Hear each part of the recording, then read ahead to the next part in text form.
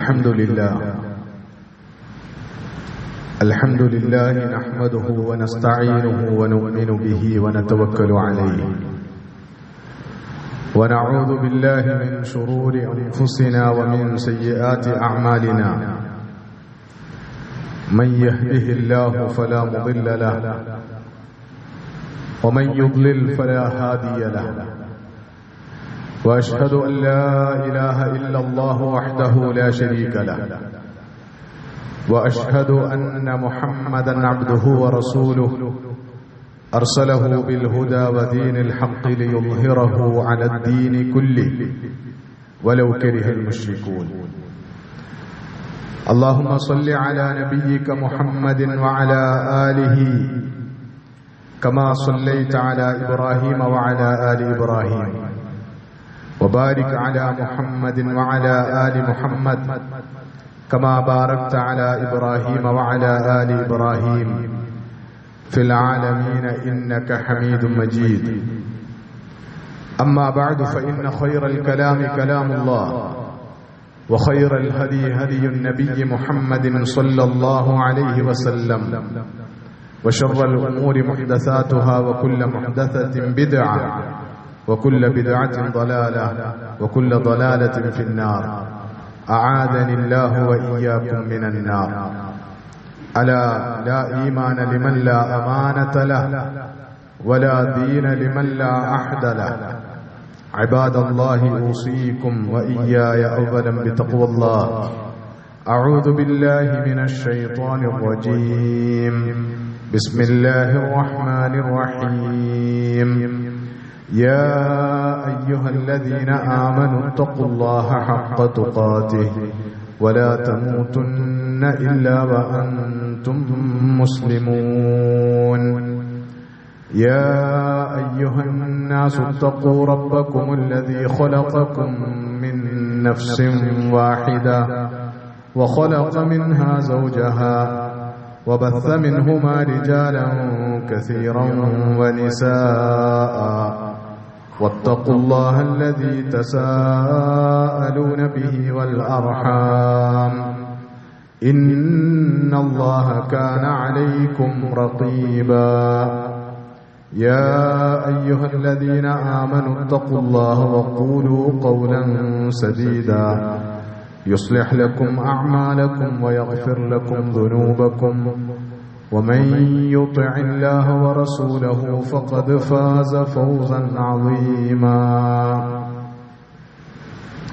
ബഹുമാന്യരായ സത്യവിശ്വാസികളായ സഹോദരന്മാരെ സഹോദരിമാരെ, പ്രപഞ്ചനാഥനായ അല്ലാഹുവിന്റെ വിധിവിലക്കുകൾ ജീവിതത്തിലുടനീളം പരമാവധി പാലിച്ചു ജീവിക്കുന്നതിലൂടെ മാത്രമാണ് മനുഷ്യർക്ക് അവരുടെ ഇഹപര ജീവിതങ്ങളിൽ യഥാർത്ഥ വിജയവും സൗഭാഗ്യങ്ങളും സന്തോഷങ്ങളും നേടിയെടുക്കാൻ കഴിയുക എന്ന വസ്തുത യാഥാർത്ഥ്യം മനസ്സിലാക്കി അല്ലാഹുവിനെ അനുസരിച്ചും അവന് വിധേയപ്പെട്ടും അവന് ജീവിതം സമർപ്പിച്ചും തഖ്വയോടെ ജീവിക്കണമെന്ന് ആദ്യമായി വസിയ്യത്ത് ചെയ്യുകയാണ്, ഉപദേശിക്കുകയാണ്. കാരുണ്യവാനായ നാഥൻ ജീവിതത്തിൽ തഖ്വ പുലർത്താനും അതുവഴി അവൻ വാഗ്ദാനം ചെയ്തിട്ടുള്ള എല്ലാ അനുഗ്രഹങ്ങളും നമ്മുടെ ദുനിയാവിലെ ജീവിതത്തിൽ അനുഭവിക്കാനും ആസ്വദിക്കാനും പരലോകത്ത് സ്വർഗം പ്രതിഫലമായി ഏറ്റുവാങ്ങാനും നമ്മെയും നമ്മുടെ മാതാപിതാക്കളെയും ഭാര്യാസന്താനങ്ങളെയും ഗുരുനാഥന്മാരെയും നമുക്ക് പ്രിയപ്പെട്ട എല്ലാവരെയും പ്രത്യേകമായി തുണക്കുകയും അനുഗ്രഹിക്കുകയും ചെയ്യുമാറാകട്ടെ. ജീവിതത്തിന്റെ വിവിധങ്ങളായ ആവശ്യങ്ങളെ മുൻനിർത്തി കാരുണ്യവാനായ നാഥനോട് നമ്മൾ നിരന്തരമായി നടത്തിക്കൊണ്ടിരിക്കുന്ന പ്രാർത്ഥനകളൊക്കെയും അല്ലാഹു ഖബൂൽ ചെയ്ത് നമ്മെ അനുഗ്രഹിക്കുമാറാകട്ടെ. ശൈഖുൽ ഇസ്ലാം ഇബ്നു തൈമിയ്യ റഹിമഹുല്ലാഹ് അന്യായമായി തടവിലാക്കപ്പെട്ട സന്ദർഭത്തിൽ ജയിലിൽ അദ്ദേഹത്തെ സന്ദർശിക്കുന്നതിന് വേണ്ടി അദ്ദേഹത്തിന്റെ സുഹൃത്തുക്കളിൽ ഒരാൾ ചെല്ലുകയുണ്ടായി. ജയിലിലടക്കപ്പെട്ട ഒരു സാഹചര്യത്തിൽ ഇബ്നു തൈമിയ്യയെ കാണാൻ ഇടവന്നപ്പോൾ അയാൾക്കത് സഹിക്കാനായില്ല. അയാളുടെ ഹൃദയം വെങ്ങുകയും അയാൾ അവിടെ വെച്ച് പൊട്ടിക്കരയുകയും ചെയ്തു. ആ സന്ദർഭത്തിൽ ഇബ്നു തൈമിയ്യ റഹിമഹുല്ല അദ്ദേഹത്തോട് ചോദിച്ചു, അല്ലെങ്കിൽ ഇങ്ങനെ പറഞ്ഞു, അതബ്കി ലി ഹബ്സി അതബ്കി ലി അസ്രി, എന്റെ തടവിനെ ഓർത്താണോ നീ, അല്ലെങ്കിൽ ഞാൻ ജയിലിലടക്കപ്പെട്ടത് കണ്ടാണോ നീ കരയുന്നത്? ഞാനിങ്ങനെ ചെങ്ങലക്കിടപ്പെട്ട ബന്ധനസ്ഥനാക്കപ്പെട്ടത് കണ്ടിട്ടാണോ നീ കരയുന്നത്? എങ്കിൽ നീ ഒരു കാര്യം മനസ്സിലാക്കുക, ഇന്നൽ മഹ്ബൂസ മൻ ഹുബിസ ഖൽബുഹു അനില്ല. യഥാർത്ഥത്തിൽ തടവിലാക്കപ്പെട്ടവൻ അല്ലാഹുവിനെ തൊട്ട് ഹൃദയം തടവിലാക്കപ്പെട്ടവനാണ്. വഇന്നൽ മഅ്സൂറ മൻ അസിറഹു ഹവാഹു വശഹവതുഹു. യഥാർത്ഥത്തിൽ ബന്ധനസ്ഥനാക്കപ്പെട്ടത് തന്റെ ഇച്ഛയുടെയും വികാരങ്ങളുടെയും ബന്ധനത്തിൽ അകപ്പെട്ടവനുമാണ് എന്ന് ഷെയ്ഖുൽ ഇസ്ലാം ഇബ്നു തൈമിയ്യ പറഞ്ഞതായി, അല്ലെങ്കിൽ അദ്ദേഹത്തിന്റെ വിഖ്യാതമായ വചനങ്ങളിൽ ഒന്നായി റിപ്പോർട്ട് ചെയ്യപ്പെട്ടിട്ടുണ്ട്. അദ്ദേഹത്തിന്റെ ശിഷ്യൻ മഹാനായ ഇബ്നുൽ ഖയ്യിം റഹിമഹുല്ല തന്നെ ഈ സംഭവം ഉദ്ധരിക്കുകയും അതിനെ തുടർന്ന് ഒരു മനുഷ്യന്റെ സൗഭാഗ്യ ദൗർഭാഗ്യങ്ങളെക്കുറിച്ച്, സന്തോഷ സന്താപങ്ങളെക്കുറിച്ച് സംസാരിക്കുകയും ചെയ്തിട്ടുണ്ട്. ഇബ്നു തൈമിയ്യ റഹിമഹുല്ല ഇതിൽ പറയുന്ന അൽ മഹ്ബൂസു മൻ ഹുബിസ ഖൽബുഹു അനില്ലാ, യഥാർത്ഥത്തിൽ ജയിലിലാക്കപ്പെടുന്നത് മനുഷ്യരുടെ ശരീരങ്ങളല്ല, മനുഷ്യരുടെ ഹൃദയങ്ങളാണ് എന്നത് വളരെ ചിന്തോദ്ദീപകമായ കാര്യമാണ്. അതിനെ തന്നെ അദ്ദേഹം ബന്ധപ്പെടുത്തുന്നത് ഹൃദയം സ്വതന്ത്രമാകുന്നത്, ഹൃദയം യഥാർത്ഥത്തിൽ അതിന്റെ സ്വാതന്ത്ര്യവും വിമോചനവും ഒക്കെ രുചിക്കുകയും അനുഭവിക്കുകയും ആസ്വദിക്കുകയും ഒക്കെ ചെയ്യുന്നത് അത് അല്ലാഹുവിനെ കുറിച്ചുള്ള വിസ്മൃതിയുടെ കെണിയിൽ അകപ്പെടാതിരിക്കുമ്പോഴാണ്. അല്ലാഹുവിനെ കുറിച്ച് ഓർക്കാനുള്ള, അല്ലാഹുവിനെ കുറിച്ച് സ്മരിക്കാനുള്ള അവസരം നിഷേധിക്കപ്പെടാത്തിടത്തോളം ശരീരം പൂർണ്ണമായി ബന്ധിക്കപ്പെട്ടാലും ശരീരം പൂർണ്ണമായും തടവിലാക്കപ്പെട്ടാലും ഒരു മനുഷ്യൻ സ്വതന്ത്രനും വിമോചിതനുമാണ് എന്ന സങ്കല്പമാണ് ഷെയ്ഖുൽ ഇസ്ലാം ഇബ്നു തൈമിയ്യ റഹിമഹുല്ല ആ വാക്കിലൂടെ മുന്നോട്ട് വെക്കുന്നത്. ഭൗതികമായ ബന്ധനങ്ങളെക്കാൾ, ചങ്ങലകളെക്കാൾ ഒരു മനുഷ്യനെ സംബന്ധിച്ചിടത്തോളം അവനെ യഥാർത്ഥത്തിൽ വരിഞ്ഞു മുറുക്കുന്ന, അവന്റെ സ്വാതന്ത്ര്യത്തെ ഇല്ലാതാക്കുന്ന, അവന് യഥാർത്ഥത്തിൽ ജീവിതത്തിൽ ഫിത്നയാകുന്ന ബന്ധനം എന്ന് പറയുന്നത് ഒരാൾ സ്വന്തം ഇച്ഛകളുടെയും ദേഹേച്ഛകളുടെയും അതുപോലെ തന്നെ അധമമായ വികാരങ്ങളുടെയും വിചാരങ്ങളുടെയും ബന്ധനത്തിൽ അകപ്പെട്ടു പോകുന്നതാണ് എന്നും ഷെയ്ഖുൽ ഇസ്ലാം ഇബ്നു തൈമിയ്യ അതോട് ചേർത്ത് പറഞ്ഞതായി നമുക്ക് കാണാൻ പറ്റുന്നതാണ്. എന്തുകൊണ്ടാണ് അല്ലാഹുവിനെ കുറിച്ച് വിസ്മൃതിയിലാകുന്ന ഹൃദയം അടിമത്തത്തിൽ അകപ്പെടുന്നത്, അത് ബന്ധനസ്ഥനാക്കപ്പെടുന്നത് എന്ന ചോദ്യത്തിന്റെ മറുപടി അല്ലാഹുവിനെ കുറിച്ചുള്ള സ്മരണയിൽ, അല്ലാഹുവിനെ കുറിച്ചുള്ള ശരിയായ സങ്കല്പത്തിലാണ് ഒരു മനുഷ്യനെ സംബന്ധിച്ചിടത്തോളം അവന് വിമോചനവും സ്വാതന്ത്ര്യവും അനുഭവിക്കാൻ കഴിയുന്ന എല്ലാ ചിന്തകളുടെയും എല്ലാ ആശ്വാസത്തിന്റെയും എല്ലാ സമാധാനത്തിന്റെയും ഉറവിടം അള്ളാഹുവിന്റെ സ്മരണയാണ് എന്നതുകൊണ്ടാണ്. അവിടെ തന്നെ ദിക്റുള്ള, അള്ളാഹുവിന്റെ സ്മരണ എന്ന് പറയുന്നത് കേവലമായ അള്ളാഹുവിനെ കുറിച്ചുള്ള നാവുകൊണ്ടുള്ള ദിക്ർ ഉരുവിടലിനപ്പുറം അള്ളാഹുവിനെ കുറിച്ച് ഒരാളുടെ ഹൃദയത്തിൽ തിങ്ങി നിറഞ്ഞു നിൽക്കുന്ന സങ്കല്പവും വിശ്വാസവുമാണ് യഥാർത്ഥത്തിൽ ഒരു മനുഷ്യന്റെ സ്വാതന്ത്ര്യത്തിന്റെയും വിമോചനത്തിന്റെയും കരുത്ത് എന്ന് മനസ്സിലാക്കാൻ കഴിയുന്നതാണ്.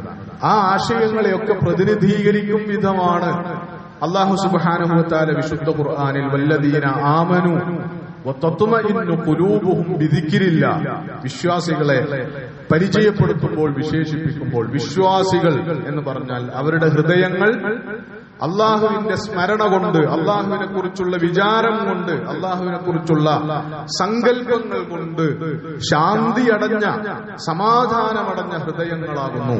അലാ ബിദിക്രില്ലാഹി തത്മഇന്നുൽ ഖുലൂബ്. ഒരു കാര്യം അറിയണം, ഉറച്ച ഒരു കാര്യം, അങ്ങനെ അള്ളാഹുവിനെ കുറിച്ചുള്ള അത്തരം ശരിയായ സങ്കല്പത്തിലൂടെ, ശരിയായ വിഭാവനയിലൂടെ, ശരിയായ അറിവിലൂടെ, ആ അറിവിനെ തുടർന്നുണ്ടാകുന്ന ദൃഢമായ അള്ളാഹുവിലുള്ള വിശ്വാസത്തിലൂടെ അല്ലാതെ ഹൃദയങ്ങൾക്ക് ശാന്തിയും സമാധാനവും കണ്ടെത്താൻ കഴിയുകയില്ല എന്ന വലിയ കാര്യമാണ് അത് മുന്നോട്ട് വെക്കുന്നത്. മനുഷ്യരുടെ സ്വാതന്ത്ര്യം, മനുഷ്യരുടെ വിമോചനം എന്നതൊക്കെ പുതിയ കാലത്ത് പ്രത്യേകിച്ചും വലിയ വിഷയങ്ങളാണ്. ആധുനികമായ എല്ലാ ചിന്താ പദ്ധതികളിലും, ആധുനികമായ രാഷ്ട്രീയ ചിന്തയാണെങ്കിലും സാമൂഹിക ചിന്തയാണെങ്കിലും മനുഷ്യരുടെ മുമ്പിലേക്ക് അക്കാഡമിക്സിൽ അവതരിപ്പിക്കപ്പെടുന്ന എല്ലാതരം ചിന്തകളിലും വളരെ പ്രധാനപ്പെട്ട ഒരു വിഷയമാണ് മനുഷ്യരുടെ സ്വാതന്ത്ര്യത്തെക്കുറിച്ചും അവരുടെ വിമോചനത്തെക്കുറിച്ചും അവർക്ക് യഥാർത്ഥത്തിൽ ലഭിക്കേണ്ടുന്ന സമത്വത്തെക്കുറിച്ചും നീതിയെക്കുറിച്ചും വിവേചനമില്ലായ്മയെക്കുറിച്ചുമൊക്കെയുള്ള വർത്തമാനങ്ങൾ, ചിന്തകൾ എന്ന് പറയുന്നത്. അപ്പൊ ലോകത്ത് അത്തരം ചിന്തകളുടെയൊക്കെ ചില ആണിക്കല്ലുകൾ, ചില കുറിയടയാളങ്ങൾ എന്ന് പറയപ്പെടുന്ന പലതും ലോക ചരിത്രത്തിൽ രേഖപ്പെടുത്തപ്പെടുകയും ആഘോഷിക്കപ്പെടുകയും ചെയ്യുന്ന പല കാര്യങ്ങളും അങ്ങനെയുണ്ട് എന്ന് നമുക്ക് കാണാൻ പറ്റുന്നതാണ്.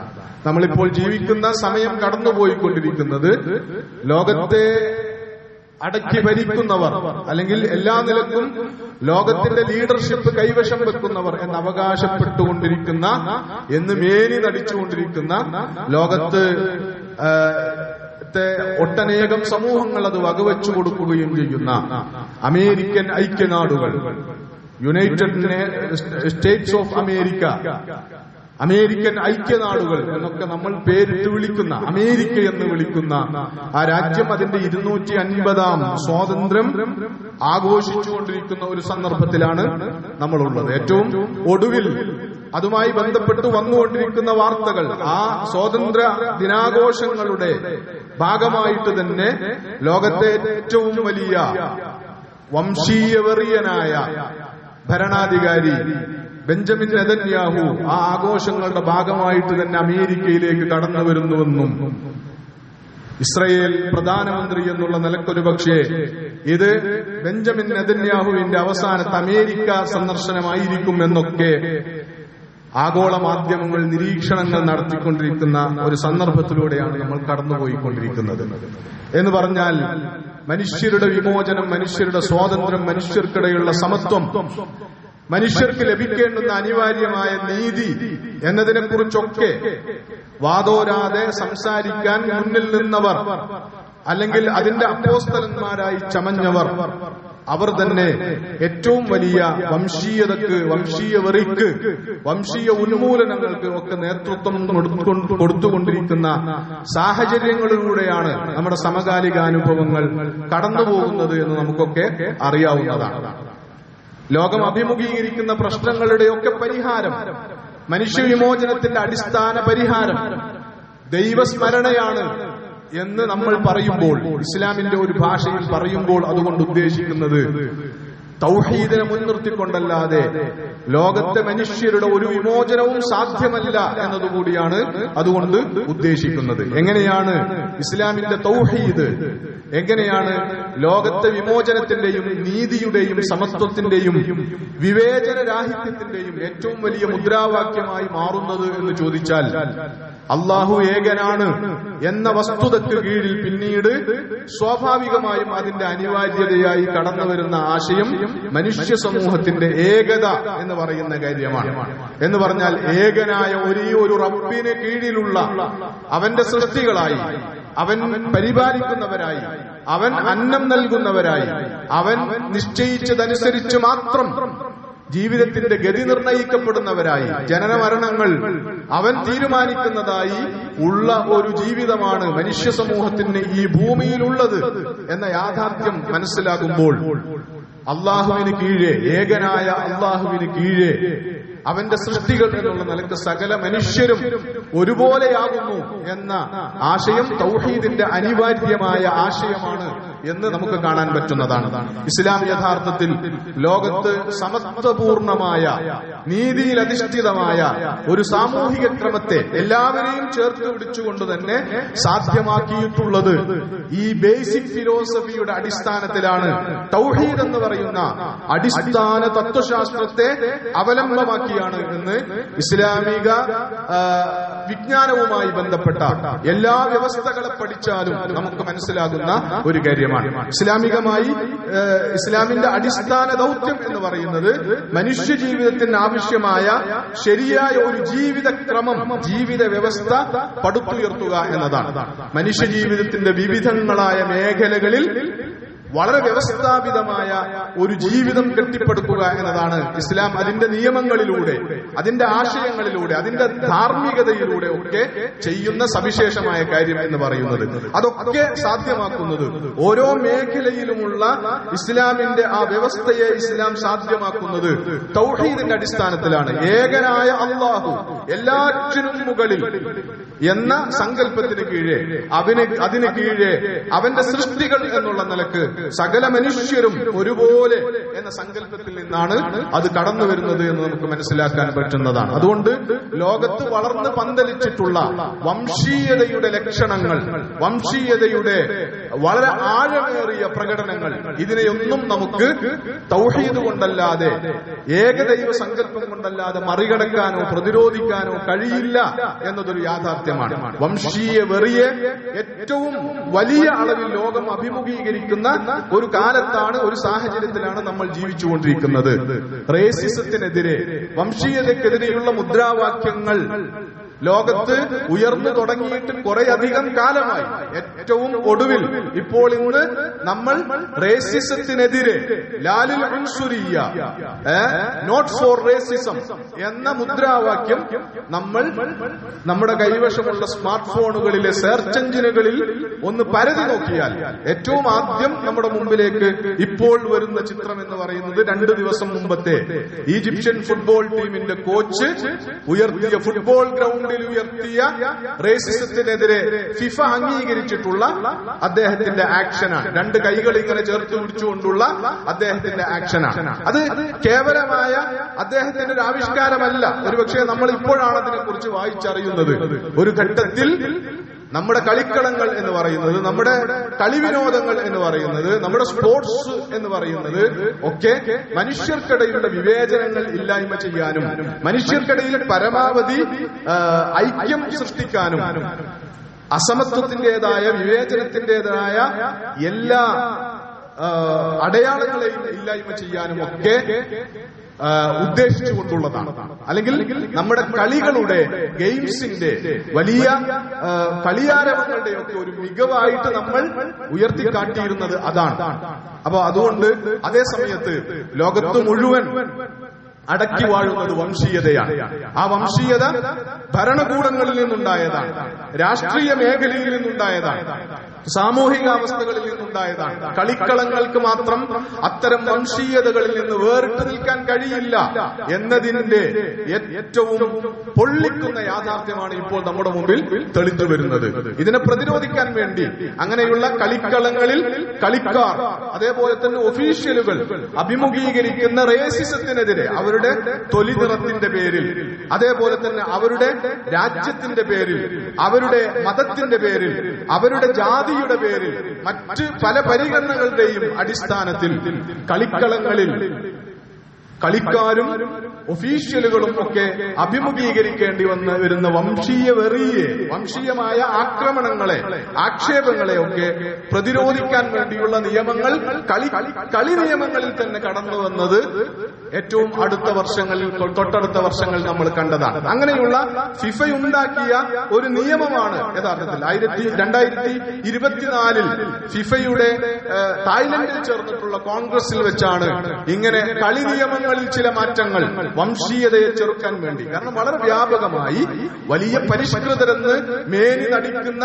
യൂറോപ്പിലെ കളിമറ്റങ്ങളിൽ കറുത്ത വർഗക്കാരായ കളിക്കാർക്കെതിരെ വളരെ ആദരണീയരായ ഈ മനുഷ്യർ, കളിയാരാധകർ കാണുന്ന വലിയ താരങ്ങൾക്കെതിരെ പോലും വംശീയമായ അധിക്ഷേപങ്ങൾ, വംശീയമായ ആക്രമണങ്ങൾ ആവർത്തിച്ചു വന്നതിന്റെ ഫലമായിട്ട് ഉണ്ടാക്കേണ്ടി വന്ന കളി നിയമങ്ങളാണ് അതൊക്കെ. അപ്പൊ അതിന്റെ ദിവസം 2024 അങ്ങനെ ഒരു നിയമം.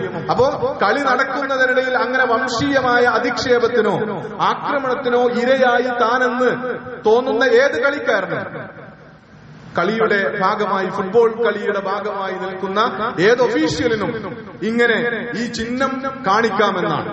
അപ്പോൾ ഫിഫയുടെ കളി നിയമം അനുസരിച്ച് അങ്ങനെ ആരെങ്കിലും ഒരു കളിക്കാരനോ ഒരു കോച്ചോ അങ്ങനെ ഒരു ചിഹ്നം കാണിച്ചാൽ കളി അവിടെ നിർത്തിവെക്കണം. അടിയന്തര സ്വഭാവത്തിൽ കളി അവിടെ നിർത്തിവെച്ച് അത് അന്വേഷിക്കണമെന്നും അയാളുടെ പരാതി സ്വീകരിക്കണമെന്നും ആ പരാതി ശരിയാണെന്ന് തെളിഞ്ഞാൽ അങ്ങനെ വംശീയമായ അധിക്ഷേപത്തിനോ ആക്രമണത്തിനോ കാരണക്കാരായ ആളുകളെ ശിക്ഷിക്കണം ആ റഫറി എന്നുമാണ് കളി നിയമങ്ങളിലുള്ളത്. അങ്ങനെ ഒന്നാമത് അങ്ങനെ നടപടിയെടുത്തിട്ട് രണ്ടാമതും അങ്ങനത്തെ അനുഭവം ഉണ്ടെങ്കിൽ ആ ഗെയിം തന്നെ, അന്ന് നടക്കുന്ന കളി തന്നെ റദ്ദു ചെയ്യണം. റദ്ദു ചെയ്യാനുള്ള തീരുമാനം റഫറി എടുക്കണം എന്നൊക്കെയാണ് നിയമങ്ങളിൽ ഉള്ളത്. ഏറ്റവും ഒടുവിൽ അങ്ങനെ ആ റേസിസത്തിന്റെ പരാതി ഉന്നയിച്ച ഒരു പ്രധാനപ്പെട്ട ഒരു ഫുട്ബോൾ ടീമിന്റെ കോച്ചിനെതിരെ അതേ റഫറി, നിയമം നടപ്പിലാക്കേണ്ടുന്ന റഫറി മഞ്ഞക്കാട് കാണിക്കുന്ന പ്രശ്നമാണ് ലോകത്ത് ഇന്ന് ചർച്ചയായിക്കൊണ്ടിരിക്കുന്നത്. എന്ന് പറഞ്ഞാൽ വംശീയത. എന്റെ വിഷയം ഫുട്ബോളോ അതിലെ ന്യായാന്യായങ്ങളോ കളിയുടെ തൂക്കിനോക്കലോ അല്ല, മറിച്ച് നമ്മുടെ ഏറ്റവും നമുക്ക് അഭിമാനകരമായി നമ്മൾ ഐക്യത്തോടുകൂടി നിലകൊള്ളുന്നു എന്ന് തോന്നുന്ന മൈതാനങ്ങളിലേക്ക് വരെ, നമ്മുടെ വിശാലമായ അത്തരം ഗ്രൗണ്ടുകളിലേക്ക് വരെ, മേഖലകളിലേക്ക് വരെ വംശീയത ഇരച്ചു കയറിയെത്തുന്നതിന്റെ ഉദാഹരണങ്ങളാണ് നമ്മൾ കണ്ടുകൊണ്ടിരിക്കുന്നത്. വംശീയത എന്ന് പറയുന്നത് ഇസ്ലാമിന്റെ കാഴ്ചപ്പാടിൽ ഒരു നിലക്കും അംഗീകരിക്കാൻ പറ്റാത്ത കാര്യമായിട്ട് പഠിപ്പിച്ചിട്ടുള്ള കാര്യമാണ്. മനുഷ്യർ എല്ലാവരും അള്ളാഹുവിന്റെ സൃഷ്ടികൾ എന്നുള്ള നിലക്ക് എല്ലാവർക്കും അള്ളാഹു നൽകിയിട്ടുള്ള ഒരു ആദരവും ബഹുമാനവും അത് വകവെച്ചു കൊടുക്കുവാൻ മറ്റുള്ള എല്ലാ മനുഷ്യരും ബാധ്യസ്ഥരാണ്. അയാളുടെ തൊലിയുടെ നിറം നോക്കാതെ, അയാളുടെ വംശവും മതവും പോലും നോക്കാതെ അയാളെ മനുഷ്യൻ എന്നുള്ള നിലക്ക് ആദരിക്കാൻ, മനുഷ്യൻ എന്നുള്ള നിലക്ക് അയാളെ റെസ്പെക്ട് ചെയ്യാൻ, അയാളുടെ അവകാശങ്ങൾ വകവെച്ചു കൊടുക്കാൻ എല്ലാവർക്കും ഒരുപോലെ ബാധ്യതയുണ്ട് എന്നതാണ് ഇസ്ലാമിന്റെ അധ്യാപനം. ഇസ്ലാമിന്റെ കാഴ്ചപ്പാടിൽ ലോകത്ത് വംശീയതയുടെ ആചാര്യൻ എന്ന് പറയുന്നത് ഇബ്ലീസാണ്. വിശുദ്ധ ഖുർആനിന്റെ ആഖ്യാനം അനുസരിച്ച് ഏറ്റവും ആദ്യമായി വംശീയത മുന്നോട്ട് വെച്ചിട്ടുള്ളത്. ഞാൻ തീ കൊണ്ട് സൃഷ്ടിക്കപ്പെട്ടവനാണ്, അതുകൊണ്ട് മണ്ണ് കൊണ്ട് പടക്കപ്പെട്ട ആദം അധമനാണ്, തീ കൊണ്ട് പടക്കപ്പെട്ട ഞാനാണ് ശ്രേഷ്ഠൻ. അതുകൊണ്ട് ഒരിക്കലും ദൈവം പറഞ്ഞാൽ പോലും, ദൈവം ആജ്ഞാപിച്ചാൽ പോലും മണ്ണിനാൽ പടക്കപ്പെട്ട ആദമിന് തീയാൽ പടക്കപ്പെട്ട, അഗ്നിയാൽ പടക്കപ്പെട്ട ഞാൻ സുജൂദ് ചെയ്യുകയില്ല, ഞാൻ അവനെ വകവെക്കുകയില്ല എന്ന് പ്രഖ്യാപിച്ചത് ഇബ്ലീസാണ്. ലോകത്തെ ഏറ്റവും ആദ്യത്തെ, ഖുർആന്റെ ആഖ്യാനം അനുസരിച്ച് ഏറ്റവും ആദ്യത്തെ വംശീയതയുടെ പ്രഖ്യാപനമാണത്. റസൂലുള്ളാഹി സ്വല്ലല്ലാഹു അലൈഹി വസല്ലം കടന്നു വന്ന ജാഹിലിയ സമൂഹത്തിൽ വളരെ ആഴത്തിലും പരപ്പിലും നിറഞ്ഞാടിയിരുന്ന കാര്യമാണ്. ഗോത്രത്തിന്റെ പേരിൽ, സാമ്പത്തിക നിലയുടെ പേരിൽ, മറ്റു പലതിന്റെ പേരിലും വലിയ വിവേചനങ്ങൾ. വംശീയതയുടെ ആകത്തുക എന്താണ് എന്ന് യഥാർത്ഥത്തിൽ ചോദിച്ചാൽ അതിന്റെ മറുപടി മനുഷ്യർക്കിടയിലുള്ള എന്തെങ്കിലും വൈജാത്യങ്ങളുടെ പേരിൽ. മനുഷ്യരെല്ലാവരും ഒരുപോലെയല്ല. മനുഷ്യ സൃഷ്ടിപ്പ് അനുസരിച്ച് മനുഷ്യർ പല കാര്യങ്ങളിലും മനുഷ്യർ വൈജാത്യങ്ങളുള്ളവരാണ്. ആ വൈജാത്യങ്ങൾ അള്ളാഹുവിന്റെ തീരുമാനപ്രകാരം സംഭവിച്ചതാണ്. നിറത്തിൽ, വർണ്ണത്തിൽ, അതുപോലെ തന്നെ രൂപങ്ങളിൽ, കോലങ്ങളിൽ, ഭാഷയിൽ, വിശ്വാസങ്ങളിൽ, ബുദ്ധിയുടെ നിലവാരത്തിൽ, ഇങ്ങനെയൊക്കെയുള്ള കാര്യങ്ങൾ മനുഷ്യർക്കിടയിലുള്ള വ്യത്യാസം എന്ന് പറയുന്നത് സ്രഷ്ടാവായ അള്ളാന്റെ തീരുമാനപ്രകാരം ഉണ്ടായതാണ്. അതുകൊണ്ട് അതിനോടുള്ള അവഗണന, അതിന്റെ പേരുള്ള വിവേചനം എന്ന് പറയുന്നത് യഥാർത്ഥത്തിൽ അള്ളാഹുവോടുള്ള വിവേചനമാണ് എന്നതാണ് ഇസ്ലാമിന്റെ നിലപാട്. അതിന്റെ പേരിൽ ഒരാളും മറ്റൊരാൾക്ക് മേൽ കുതിര കയറാൻ പാടില്ല. എന്റെ വർണ്ണത്തിന്റെ പേരിൽ, എന്റെ തറവാടിന്റെ പേരിൽ, എന്റെ കബീലയുടെ ഗോത്രത്തിന്റെ പേരിൽ ഞാൻ മറ്റുള്ളവരെക്കാൾ എന്തോ കേമനാണ് എന്നെനിക്ക് തോന്നുന്ന അഹങ്കാര ചിന്തയാണ് വംശീയത എന്ന് പറയുന്നത്. അതല്ലെങ്കിൽ മറ്റൊരുത്തിന് നേരെയുള്ള എന്റെ സമീപനത്തിൽ അവൻ അങ്ങനെ ഉള്ള നിറമുള്ളവനായതുകൊണ്ട്, അവൻ ആ മതക്കാരനായതുകൊണ്ട്, അല്ലെങ്കിൽ അവൻ ആ കുടുംബക്കാരനായതുകൊണ്ട്, ആ തറവാട്ടിൽപ്പെട്ടയാളായതുകൊണ്ട്, അങ്ങനെയുള്ള എന്തെങ്കിലും ഒരു കാരണത്തിന്റെ പേരിൽ അവൻ പരിഗണിക്കപ്പെടേണ്ടവനല്ല. അവനെ വല്ലാതെ ഗൗനിക്കേണ്ടതില്ല, അവനെ അങ്ങനെ വല്ലാതെ വകവെക്കേണ്ടതില്ല എന്നൊരാൾക്ക് തോന്നുന്നതിന്റെ പേരാണ് യഥാർത്ഥത്തിൽ ഉൻസുരിയത്ത് അല്ലെങ്കിൽ വിവേചനം എന്നൊക്കെ പറയുന്നത്. ഇതിന്റെ അംശങ്ങൾ എല്ലാ മനുഷ്യരിലും കടന്നുകൂടാൻ സാധ്യതയുണ്ട്.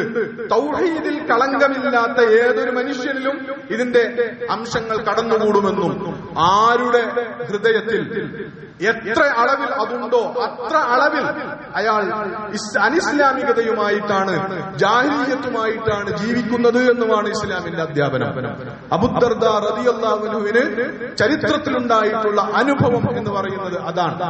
അദ്ദേഹത്തോട് റസൂലുള്ളാഹി സ്വല്ലല്ലാഹു അലൈഹി വസല്ലം അദ്ദേഹം തന്റെ കൂട്ടത്തിൽപ്പെട്ട ഒരാളെ യബ്ന സൗദ, കറുത്തവളുടെ പുത്ര, കറുത്തവളുടെ മകനെ എന്ന് ഒന്ന് അഭിസംബോധന ചെയ്തതിന്റെ പേരിൽ റസൂൽ സല്ലല്ലാഹു അലൈഹി വസല്ലം അദ്ദേഹത്തോട് ചോദിച്ചത് അയ്യർതഹു ബി ഉമ്മിഹി, അബൂദർദായെ നീ അയാളെ അയാളുടെ ഉമ്മയുടെ പേരിൽ അപഹസിച്ചോ, ചീത്ത വിളിച്ചോ എന്നാണ്. എന്നിട്ട് റസൂൽ അതിനോട് ചേർത്ത് പറഞ്ഞത് ഇന്നക ഇംറുഉൻ ഫീക ജാഹിലിയ്യ, ഒരു അനിസ്ലാമികത, ഒരു ജാഹിലിയ്യത്ത് അകമേ പേറുന്ന മനുഷ്യനാണ് അബൂദർദായെ എന്നാണ്. അബൂദർദ റളിയല്ലാഹു അൻഹു റസൂലിന്റെ ആ പ്രതികരണത്തിന് ശേഷം പിന്നീട് പറഞ്ഞിട്ടുള്ളത്, ഞാൻ അക്കാലത്തിനിടക്ക് ഇസ്ലാം സ്വീകരിച്ചിട്ടില്ലായിരുന്നെങ്കിൽ എന്നാ ഞാൻ ആഗ്രഹിച്ചു പോകുമാറ് വംശീയതക്കെതിരിൽ അത്ര രൂക്ഷമായിരുന്നു. ചെറിയ വംശീയതയുടെ ചെറിയ ഒരു ടെൻഡൻസിക്കെതിരെ, ചെറിയൊരു പ്രവണതക്കെതിരെ പോലും റസൂൽ സല്ലല്ലാഹു അലൈഹി വസല്ലം അങ്ങനെ ശക്തമായാണ് പെരുമാറിയത് എന്നതാണ്. പിന്നീട് അബൂദർദാന്റെ ജീവിതത്തിലെ നിലപാടുകളെ കുറിച്ച് പിന്നീട് റിപ്പോർട്ട് ചെയ്യപ്പെട്ടിട്ടുള്ളത്, വീട്ടിലുള്ള വേലക്കാർ അവരെയൊക്കെ താൻ ഉണ്ണുന്നത് പോലെ തീറ്റിക്കുകയും താൻ ഉടുക്കുന്നത് പോലെ ഉടുക്കുകയും, അങ്ങനെ അബൂദർദായിനെയും വീട്ടിലെ വേലക്കാരെയും പുറമെ കണ്ടാൽ ആളുകൾക്ക് തിരിച്ചറിയുമായിരുന്നില്ല. ആളുകൾ അത്ഭുതത്തോടുകൂടി എന്താണിങ്ങനെ, നിങ്ങൾ അണിയുന്നത് പോലെ മേത്തരം വസ്ത്രങ്ങളാണല്ലോ നിങ്ങളുടെ വീട്ടിലെ അടിമകളായവർ അല്ലെങ്കിൽ വേലക്കാരായവർ പോലും അണിയുന്നത് എന്ന് ചോദിച്ചപ്പോൾ അബൂദർദ അവരോട് തനിക്കുണ്ടായ ഈ മുമ്പത്തെ ദുരനുഭവവും റസൂൽ സല്ലല്ലാഹു അലൈഹി വസല്ലമയുടെ ആ വിഷയത്തിലുണ്ടായ പ്രതികരണവും അവർക്ക് മറുപടിയായി നൽകുകയാണ് ചെയ്തിട്ടുള്ളത്. അപ്പൊ അതുകൊണ്ട് ലോകത്തുള്ള ലോകം ഇന്ന് അഭിമുഖീകരിക്കുന്ന പ്രശ്നങ്ങളിൽ ഏറ്റവും രൂക്ഷമായി നമ്മുടെ മുമ്പിലേക്ക് ഈ ഘട്ടത്തിൽ വന്നിട്ടുള്ള ഒരു പ്രശ്നമാണ് വംശീയത. വംശീയത മാത്രമല്ല, ലോകം അഭിമുഖീകരിക്കുന്ന പ്രശ്നം മൊത്തം ധാർമ്മികതയുടെ കാര്യത്തിൽ, മൂല്യങ്ങളുടെ കാര്യത്തിൽ ലോകം അങ്ങേയറ്റത്തെ അപജയം. പലപ്പോഴും സാമ്പത്തിക പ്രതിസന്ധികൾ, ഫിനാൻഷ്യൽ ക്രൈസിസുകളാണ് നമ്മൾ അളക്കുകയും നമ്മുടെ വലിയ കാര്യത്തിൽ നമ്മൾ ചർച്ച ചെയ്യുകയും ചെയ്യാറുള്ളത്.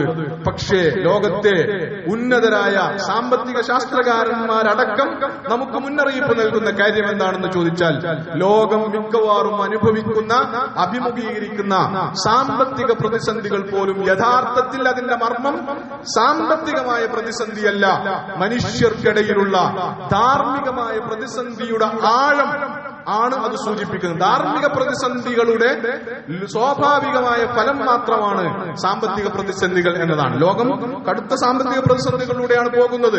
ഇപ്പോഴും നിലവിട്ട് അധാർമികതമായി ഫിഫയോടനുബന്ധമായി അതിനെ നയിക്കുന്നവരും ലോകത്തെ നയിക്കുന്ന രാജ്യങ്ങളും ഒക്കെ പെരുമാറിക്കൊണ്ടിരിക്കുന്നതിന്റെ മർമ്മം എന്ന് പറയുന്നത് ധാർമ്മികതയുടെയും മൂല്യങ്ങളുടെയും തകർച്ചയിൽ അവർ സാമ്പത്തികമായ നേട്ടം പ്രതീക്ഷിക്കുന്നു, ലക്ഷ്യം വെക്കുന്നു എന്ന കാരണം കൊണ്ടാണ്. അതുകൊണ്ട് സമഗ്രമായ സ്വഭാവത്തിൽ തന്നെ മനുഷ്യ സമൂഹം അഭിമുഖീകരിക്കുന്ന പ്രശ്നങ്ങളുടെ പരിഹാരത്തിന്റെ മർമ്മം എന്ന് പറയുന്നത് ധാർമ്മികമായി, എത്തിക്കലായി, മൂല്യപരമായി മനുഷ്യ സമൂഹത്തെ ചില അടിസ്ഥാനങ്ങളിലേക്ക് തിരിച്ചു കൊണ്ടുവരിക എന്നതാണ്. ആ അടിസ്ഥാനങ്ങളുടെയൊക്കെ അടിസ്ഥാനമായി വർത്തിക്കേണ്ടുന്ന കാര്യം അള്ളാഹുവിനെ കുറിച്ചുള്ള ബോധം, അള്ളാഹുവിന്റെ ഏകത്വത്തെക്കുറിച്ചുള്ള സങ്കല്പവും വിചാരവും ധാരണയും വിശ്വാസവും എന്നതായിരിക്കേണ്ടി വരും. അതുകൊണ്ട് ഇസ്ലാമിനെ ആ അർത്ഥത്തിൽ ലോകത്തിന് ആവശ്യമുള്ള ഒരു സന്ദർഭത്തിലാണ് ഇസ്ലാമിക പ്രബോധനത്തിന്റെ കൂടി ബാധ്യതയുള്ള ഒരു ഉമ്മത്ത് എന്നുള്ള നിലക്ക് നമ്മൾ ഉള്ളത് എന്ന ധാരണ നമുക്കുണ്ടാകണം. നമ്മളിൽ തൗഹീദ് പുൽകുന്നവരായിട്ടും വംശീയതയുടെ പക്ഷപാതിത്വത്തിന്റെ അടയാളങ്ങൾ നമ്മൾ പ്രകടമാകാതിരിക്കാനുള്ള അതീവ സൂക്ഷ്മത നമുക്ക് ഉണ്ടാവുകയും ചെയ്യണം എന്നീ സന്ദർഭത്തിൽ പ്രത്യേകം ഓർമ്മപ്പെടുത്തുകയാണ്.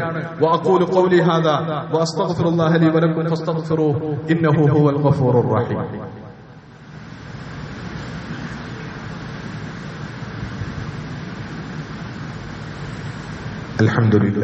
الحمد لله رب العالمين والعاقبة للمتقين ولا عدوان إلا على الظالمين. اللهم صل وسلم وبارك على محمد وعلى آله وصحبه أجمعين.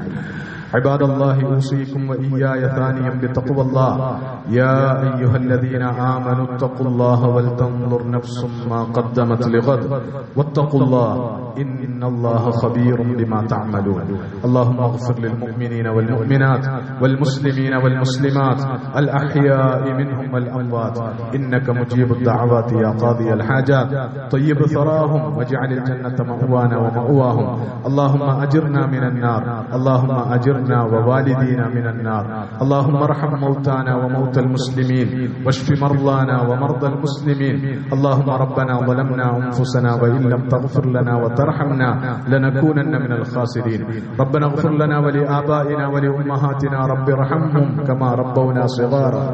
ربنا هب لنا من أزواجنا وذرياتنا قرة أعين واجعلنا للمتقين إماما. ربنا اغفر لنا ولإخواننا الذين سبقونا بالإيمان ولا تجعل في قلوبنا غلا للذين آمنوا ربنا إنك رؤوف رحيم. اللهم أعزنا بالإسلام وأعز الإسلام بنا. اللهم انصر الإسلام والمسلمين في كل مكان في العالم يا رب العالمين. اللهم انصرنا على القوم الكافرين. اللهم انصرنا على القوم الظالمين. اللهم انصرنا على الحكام الظالمين. اللهم خذ الظالمين أخذ عزيز مقتدر فإنهم لا يعجزونك. ربنا آتنا في الدنيا حسنة وفي الآخرة حسنة وقنا عذاب النار. ربنا توفنا مسلمين وألحقنا بالصالحين. ربنا تقبل منا إنك أنت السميع العليم وتب علينا إنك أنت التواب الرحيم. فاغفر لنا يا غافر المذنبين وارحمنا بأنواع رحمتك يا أرحم الراحمين. وصلى الله تعالى وسلم على خير خلقه